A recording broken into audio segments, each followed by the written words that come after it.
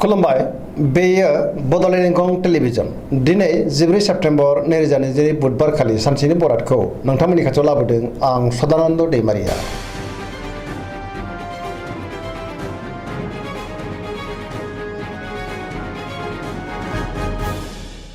सिगां फरायनो लादों मेष राशि गिबि हांखो अ ल दिनैनि साना मोजां आरो गाज्रिनि गेजेरजों बाबेरलांगोन गोजोननि आंखाल जानो हागौ गोसोनि साननायफ्रा देबार नांगोन गोसोआव दिनै जिंगा बांनोबो हागौ गुबुननि थाखाय नाङा फाङा जेंनायाव गोग्लैनांनोबो हागौ गोसोखौ दिनै जोबोर गुलुं गुजुं मोनगोन मावनो लानाय खामानिखौ मावफुंनो हागोन अब्लाबो नाथाय माबा नङा माबा मोनसे गोरोन्थिबो जालांनो हागौ देहाया दिनै बारा मोजां थानाय नङा रांखावरियाव मोजां अब्लाबो नाथाय खरसायाबो बांगोन बेफार फालांगियाव मोजां न'खराव मानिबा जाहोनाव एना एनिबो फैनो हागौ गोसोनि साननायफ्रा जाफुङाबो जानो हागौ लाइमोनफोरनि गोसोआ दिनै जोबोर आला खाला जागोन अब्लाबो नाथाय गोसोनि साननायखौ फोरमायलायनो हागोन।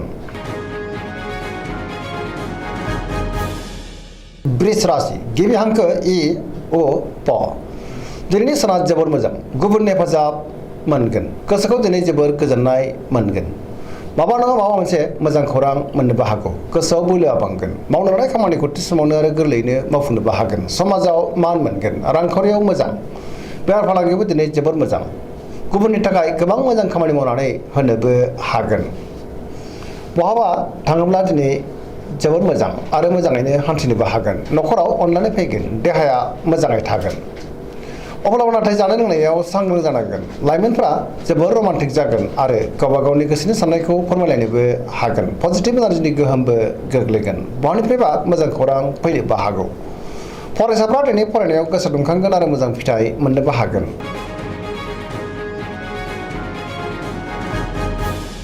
मिथुन राशि गिबि हांखो क स दिनैनि साना जोबोर मोजां जेरावबो जाफुंसारगोन पजिटिभ एनार्जिनि गोहोमबो गोग्लैगोन गोसोखौ दिनै जोबोर गोजोननाय मोनगोन गुबुननि थाखाय गोबां मोजां खामानि मावनानै होनोबो हागोन गोबां बिथिङाव जाफुंसारगोन रांखावरियाव दिनै जोबोर मोजां बेफार फालांगियावबो जोबोर मोजां मुलाम्फा मोनगोन न'खरावबो दिनै अनलायनाय फैगोन बिमा बिफानिफ्राय अननाय आरो बोरखौ मोननो हागौ मावनो लानाय खामानिखौ थि समावनो आरो गोरलैयैनो मावफुंनो हानानै गोसोआ दिनै जोबोर गोजोनगोन गुबुननि हेफाजाबबो मोननो हागोन बहाबा थांनांगौब्ला दिनै जोबोर मोजां आरो मोजाङैनो हान्थिनोबो हागोन गियाननि आंखाल जानाय नङा सेंग्रा सिख्लाफ्रा जोबोर रमान्टिक जागोन आरो गोसोनि साननायखौ फोरमायलायनोबो हागोन।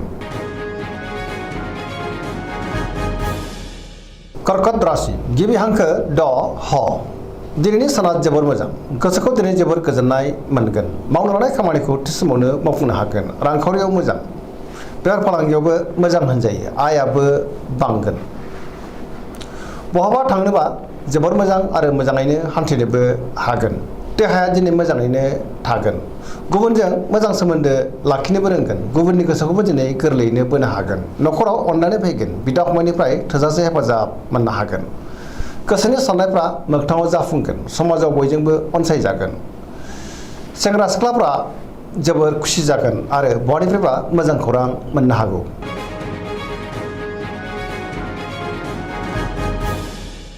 सिंह राशि गिबि हांखो म ट दिनैनि साना जोबोर मोजां मोनफ्रोमबो बिथिङावनो सांग्रां जानो रोंगोन बयजोंबो गोरोबनो रोंगोन आरो गोसोनि साननायफ्रा मोगथाङाव जाफुंगोन गोबां मोजां खाबु फैनोबो हागौ गोसोआ दिनै जोबोर खुसि जागोन सोरबा गोजाम लोगोजों बहाबा लोगो मोनज्लायनो हागौ मावनो लानाय खामानिखौ थि समावनो आरो गोरलैयैनो मावफुंनोबो हागोन सिगांनि बबेबा आद्रा खामानियाबो दिनै मावफुंजागोन गोसोआ दिनै जोबोर खुसि जागोन रांखावरियाव मोजां बेफार फालांगियावबो मोजां होनजायो न'खराव दिनै गोजोन थागोन गोसोनि बोलोआबो बांगोन समाजाव बयजोंबो मान होजागोन गुबुननि थाखाय गोबां मोजां खामानि मावनानै होनोबो हागोन लाइमोनफ्रा जोबोर खुसि जागोन आरो बहानिफ्रायबा मोजां खौरां मोननोबो हागौ फरायसाफ्रा दिनै फरायनायाव गोसो दुंखांगोन आरो मोजां फिथाइ मोननोबो हागोन। कन्या राशि गिबि हांखो प ट दिनैनि साना जोबोर मोजां गोसोआव गोग्गो आरो गोथों साननाय फैगोन गियाननि आंखाल जानाय नङा गोबां रोखोमनि मोजां खौरां मोननो हागौ रांखावरियाव जोबोर मोजां बेफार फालांगियावबो जोबोर मोजां होनजायो आयाबो बांगोन सोरबा गोदान सुबुंजों बहाबा लोगो मोनज्लायनो हागौ न'खराव दिनै अनलायनाय फैगोन फरायसाफ्रा फरायनायाव गोसो दुंखांगोन आरो मोजां फिथाइ मोननोबो हागोन। लाइमोनफ्रा जोबोर रमान्टिक जागोन आरो गावबा गावनि गोसोनि साननायखौ फोरमायलायनो हागोन। समाजावबो मान मोनगोन। देहाया दिनै मोजाङै थागोन। गोसोनि बोलोआबो बांगोन। गावनि गोसोनि साननायखौ दिनै गुबुननो फोरमायनो हागोन। गोसोआ दिनै जोबोर खुसि जागोन। पजिटिभ एनार्जिनि गोहोमबो गोग्लैगोन।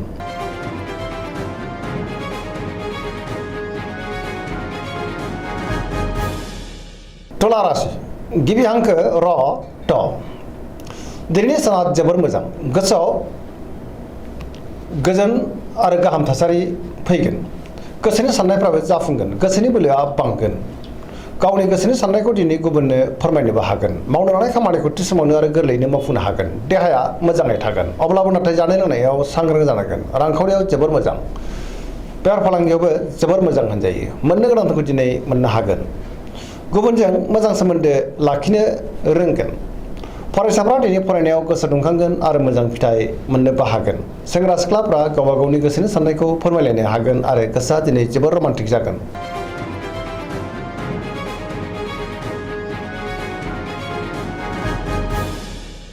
वृश्चिक राशि गिबि हांखो न स। दिनैनि साना जोबोर मोजां। जेरावबो आखा फाखा जागोन। गोसोनि बोलोआबो बांगोन।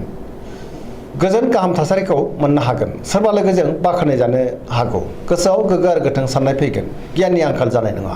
मावनो लानाय खामानिखौ थि समावनो आरो गोरलैयैनो मावफुंनोबो हागोन। गोसोनि बोलोआबो बांगोन।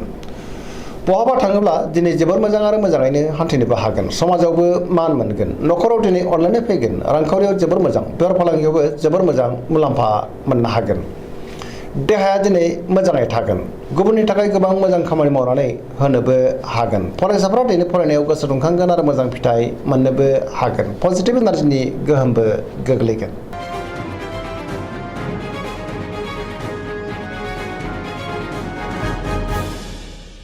धनु राशि गिबि हांखो ध फ भ।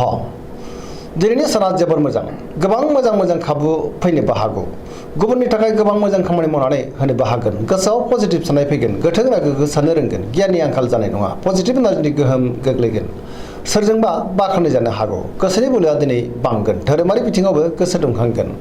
मावनो लानाय खामानिखौ थि समावनो मावफुंनो हागोन। सिगांनि बबेबा आद्रा खामानिखौबो दिनै मावफुंनो हागोन। रांखावरियाव मोजां। अब्लाबो नाथाय खरसायाबो बांगोन। बेफार फालांगियाव मोजां होनजायो। देहाया दिनै मोजाङैनो थागोन। न'खराव बिमा बिफानि अननाय आरो बोरखौ मोननो हागोन। लाइमोनफोरनि गोसोआ दिनै जोबोर रमान्टिक जागोन आरो गावबा गावनि गोसोनि साननायखौ फोरमायलायनो हागोन। फरायसाफ्रा दिनै फरायनायाव गोसो दुंखांगोन आरो मोजां फिथाइ मोनगोन।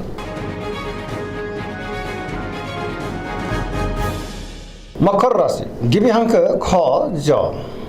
दिनैनि साना जोबोर मोजां। बयनिफ्रायबो मोजां खौरां फैनो हागौ। गोबां मोजां खाबुबो मोननो हागौ। गोसोखौ दिनै जोबोर गोजोननाय मोनगोन। देहाया मोजाङै थागोन। गोसोनि साननायफ्रा जाफुंगोन। रांखावरियाव मोजां। बेफार फालांगियावबो मोजां होनजायो। न'खराव दिनै अनलायनाय फैगोन। बिमा बिफानि अननाय आरो बोरखौ मोननो हागोन। मावनो लानाय खामानिखौ थि समावनो आरो गोरलैयैनो मावफुंनो हागोन। लाइमोनफ्रा जोबोर रमान्टिक जागोन आरो गावबा गावनि गोसोनि साननायखौ फोरमायलायनोबो हागोन। पजिटिभ एनार्जिनि गोहोमबो गोग्लैगोन। धोरोमारि बिथिङाव दिनै गोसो दुंखांगोन। गुबुननि गोसोखौ दिनै गोरलैयैनो बोनोबो हागोन।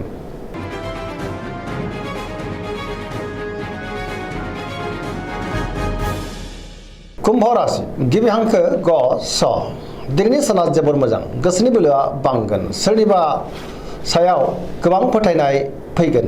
गोसोखौ दिनै जोबोर गोख्रों मोनगोन। मावनो लानाय खामानिखौ थि समावनो आरो गोरलैयैनो मावफुंनो हागोन। बयनिफ्रायबो हरखाबै मोजां खौरां फैनोबो हागौ। समाजाव बयजोंबो अनसायजागोन। रांखावरियाव मोजां। बेफार फालांगियावबो जोबोर मोजां। देहाया दिनै मोजाङै थागोन। न'खराव अनलायनाय फैगोन। बिदा फंबायनिफ्राय थोजासे हेफाजाबबो मोनगोन। गोसोनि साननायफ्रा दिनै मोगथाङाव जाफुंगोन। सेंग्रा सिख्लाफ्रा गावबा गावनि गोसोनि साननायखौ फोरमायलायनो हागोन।